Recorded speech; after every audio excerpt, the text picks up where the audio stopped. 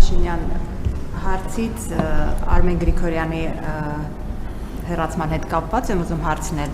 Տեսեք, դուք ասում եք, մենք ձեր մասին ավելի շատ գիտենք, երբ որ ինչ-որ պաշտոնյա հեռանում է, մենք ակնկալում ենք, որ բացատրություն պետք է լինի։ Օրինակ, ինչու եք հեռացրել, ինչ է եղել պատճառը, ես ստիպված չկա պատճառը, հաշվետվողականություն չկա կառավարության կողմից, մենք ենք փնտրում, պատճառներ գտնում, հասկանում ենք ինչ է տեղ ունեցել։ Օրինակ, Արմեն Գրիգորյանին ինչ եք հեռացրել,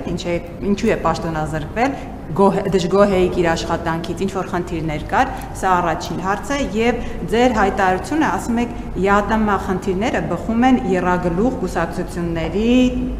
ղեկավարներն են, այսինքն պատճառը ԵԱՏՄ խնդիրների։ Մի քիչ բացենք, էլի ինչն է պատճառը, այսինքն ԵԱՏՄ խնդիրներ են առաջացել այդ կուսակցության կամ այդ ուժերի ղեկավարները զանգել են Ռուսաստան, Պուտինին ասել են խնդիրներ ստեղծեք հայ արտադրողների համար, ոնց է այդ մեխանիզմը գործում,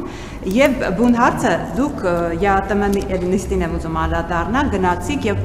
խոսեցիք այն մասին, այն խնդիրների մասին, որով Հայաստանում ներկայացրել էիք, որ խնդիր կունենան նաեւ ԵԱՏՄ այլ երկրները։ ԵԱՏՄ այլ երկրների ղեկավարները նստած են, բոլորը անհաղորդ են ձեր այդ հայտարարությանը, որևէ ձևով չանդրադարձան, այսինքն նրանց չի մտահոգում ձեր նշած այդ փաստարկները, այսինքն իրենք խնդիր չեն տեսնում, որ այ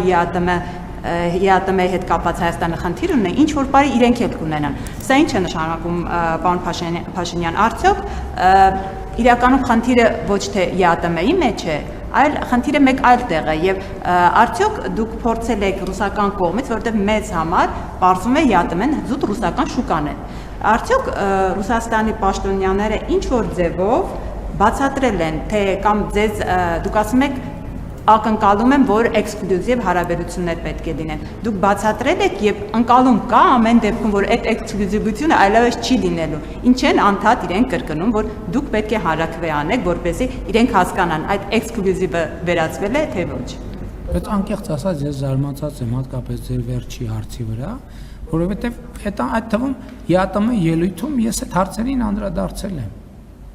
Այո, ասել են, որ մենք պետք է այլընտրանքներ ձևավորենք եւ ասել են, որ կա ընկալում, որ մենք այդ այլընտրանքը չպետք է ձևավորենք կամ պետք է մի այլընտրանքից հրաժարվենք, նոր մյուս այլընտրանքը ձևավորենք։ Մենք ես դրա հետ համաձայն չեմ։ Հիմա տեսեք, դե որ դուք ասում եք, որ ԵԱՏՄ ներկայացուցիչները նստած էին եւ խնդիր չունեն, իմ ելույթի ժամանակ էլ էին նստած եւ իմ ելույթին էլ չանդրադարձան, այդ թվում Ռուսաստանի Ես էլ կասեմ լռությունը համաձայնության նշան է, այսինքն իրանք անհամաձայնություն չունեին այդ ելույթի հետ եւ թեզերը ամբողջությամբ կիսում էին։ Այսինքն մեկնաբանության հարց է։ Ինչպես ձեր վերած փաստարկը կյանքի իրավունք ունի, այնպես էլ իմ վերած փաստարկը։ Բայց խնդիրը հետեւյալն է, մենք ինչ ենք ասում։ Էլի ասում եմ, ես ինչ եմ ասում զարմացած եմ, որովհետեւ նախորդ բրիֆինգներին ես այդ հարցերին անդրադարձել եմ։ Ռուսաստանի Դաշնության մեր գործընկերները շատ թափանցիկ ձևով ասում են հետեւյալը։ Ասում են, հիմա դուք ասել եք, ընդունել եք օրենք եւ ասել եք, որ նաեւ այդպիսի այլընտրանք եք ձևավորում ձեզ համար, չեմ իրենք ակնկալում են, որ մենք հիմա կատարենք ընտրություն երկու այլընտրանքների միջև։ Մենք ասում ենք, եւ ես էլ իմ ելույթում յատում, ասում ենք մենք քանի դեռ այն երկրորդ այլընտրանքը ձևավորված չի, մենք չենք կարող ընտրություն կատարենք։ Եվ իմ ամբողջ ելույթը ԵԱՏՄ-ի դրան էր նվիրված։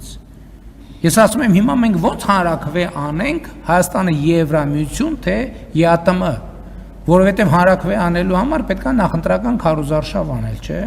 Այդ նախընտրական քարոզարշավի ժամանակ մարդիկ հարցեր են տալու, չէ՞։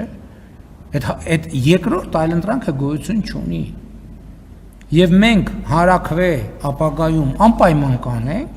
բայց դա տեղի կունենա այն բանից հետո, երբ որ մենք պաշտոնապես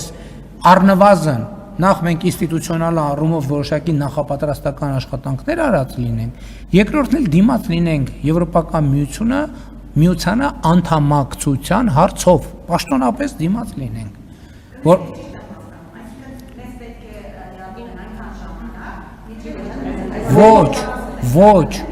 ոչ, մեզ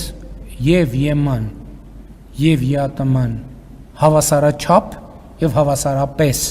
պետք է այնքան ժամանակ, մինչև մենք մեր հանձնառությունը այլընտրանքներ ձևավորելու կատարած կլինենք, եւ մեր ժողովուրդը ընտրություն կկատարի նրանցից որևէ մեկի օգտին։ Իմիջիայլոց կարա ընտրությունն էլ, ուրիշ ընտրությունն էլ կա։ Այս մենք երկուսը նշում ենք, կա երրորդ ընտրությունը, որ կարող է երրորդ նախաձեռնությունը լինի ոչ ԵԱՏՄ, ոչ ԵՄ, ոչ են ենք ուզում, ոչ են ենք ուզում։ Բայց իսկ ով ասել, որ բոլորը պարտադիր ինչ որտեղ գնում, կարա այդ երրորդ տարբերակն էլ լինի։ Իմ խնդիրը հետևյալն է, եւ ես ասում եմ, իհարկե ասում եմ, որ ԵԱՏՄ հայտնի ղեկավարի ասածը տենց ինչ որ դեր ունեցել է, բայց խնդիրն այն չի, որ մի քաղաքական գործիչ մի բան է հայտարարել, Հայաստանի Հանրապետությունն էլ դրան արձագանքում է, այսպես ինչպես ընդունված է ասել, over-react անում։ Խնդիրը այդ ելույթը չի։ Խնդիրը այդ ելույթի տակ ընկած ընկալումն է, որը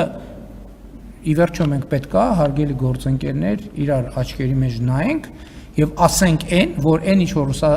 Բելարուսի նախագահը ասել է, դա եւ Եվրասիական տնտեսական միության անդամ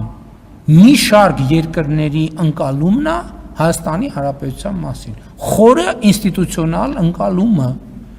եւ դա անհարգալից ընկալում է։ Եվ այդ ընկալումը ինչի վրա է եղել։ Այդ ընկալումը եղել է հիմնված է եղել նրա մասին, դե որ Հայաստանը դե Ղարաբաղի կոնֆլիկտը կա, Ադրբեջանի հետ կոնֆլիկտը կա, Թուրքիայի հետ կոնֆլիկտը կա, այդ թշնամությունները անհաղթահարել են, ուրեմն իրանք փախնելու տեղ չունեն։ Իրանց ոնց ուզենք դենց կարանք վերաբերվենք։ Բայց ինչի է այս խոսակցությունը բացվել խաղաղության միջավայրում եւ խաղաղության պայմաններում։ Բա որ ես ասում եմ, որ Ղարաբաղի հարցը լծակ էր, բարան էր կամ թոք էր կամ թակարդ էր, ես բառեր ասեցի տենց ամեն բառ իր արձագանքին, բայց ինչ նկատի ունեի։ Հենց սա նկատի ունեի։ Հայաստանի ժողովուրդը ընտրության իրական իրավունք չի ունեցել, որովհետև Հայաստանի ժողովրդին անընդհատ առաջնորդել են դեպի թակարդներ։ Հիմա մենք ուզում ենք Հայաստանի ժողովրդի համար ստեղծենք այլընտրանքներ, որպեսզի ժողովուրդը ինքը ընտրի, կընտրի ԵԱՏՄ-ն, ուրեմն կլինենք ԵԱՏՄ, կընտրի ԵՄ-ն, բայց պետք է այդ ընտրությունը հասունացած լինի, որովհետև մենք չգիտենք դրա իրատեսականությունը եւ ճանապարհային քարտեզը որն է, ուրեմն կգնանք այդ ճանապարհով, կընտրի երրորդ ճանապարհը, որ ոչ այնտեղ, ոչ այնտեղ, ուրեմն կընտրի այդ ճանապարհը, բայց նույնիսկ այսօր մենք չենք դադարում 4-րդ այլընտրանքի շուրջ մտածելու, 5-րդ այլընտրանքի շուրջ մտածելու, որովհետև չպետք է լինի որևէ իրավիճակ, երբ որ որևէ մեկը ասի, որ Հայաստանը գնալու տեղ չունի, Հայաստանը ոչ մեկին պետք չի։